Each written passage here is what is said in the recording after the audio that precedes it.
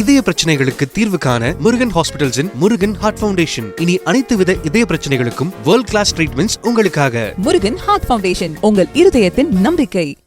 Canada தனது குடியேற்ற விதிகளை கடுமையாக்கி வருவது இந்திய மாணவர்கள் மத்தியில் கவலையை ஏற்படுத்தியுள்ளது. இந்தியர்கள் வேலைவாய்ப்பிற்காகவும் படிப்பிற்காகவும் குடியேறும் நாடுகளில் கனடா முக்கிய இடத்தில் உள்ளது. இந்நிலையில் வெளிநாட்டு ஊழியர்கள் மற்றும் தற்காலிக குடியேற்றவாசிகளை குறைக்கும் வகையில் புதிய கட்டுப்பாடுகளை கனடா அரசு உருவாக்கியுள்ளது. 2026ஆம் ஆண்டில் சர்வதேச மாணவர்களின் எண்ணிக்கையை பாதியாக குறைக்க திட்டமிட்டுள்ளது. 2027ற்குள் தற்காலிக குடியேற்றவாசிகளின் எண்ணிக்கையை மொத்த மக்கள் தொகையில் 5% குறைவாக கட்டுப்படுத்த கனடா இலக்கு வைத்துள்ளது. இதற்கிடையில் விசா மோசடிகளை தடுக்கும் நடவடிக்கையாக விதிகளும் அதிரடியாக இருக்கப்பட்டுள்ளன.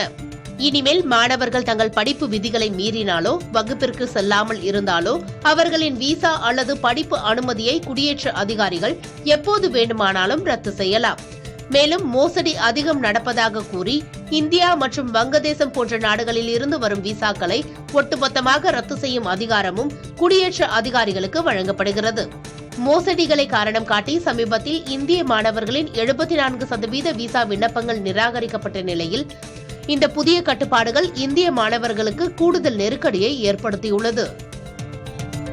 இதய பிரச்சனைகளுக்கு தீர்வு காண முருகன் ஹாஸ்பிடல்ஸின் முருகன் ஹார்ட் ஃபவுண்டேஷன். இனி அனைத்து வித இதய பிரச்சனைகளுக்கும் வேர்ல்ட் கிளாஸ் ட்ரீட்மெண்ட்ஸ் உங்களுக்காக. முருகன் ஹார்ட் ஃபவுண்டேஷன், உங்கள் இருதயத்தின் நம்பிக்கை.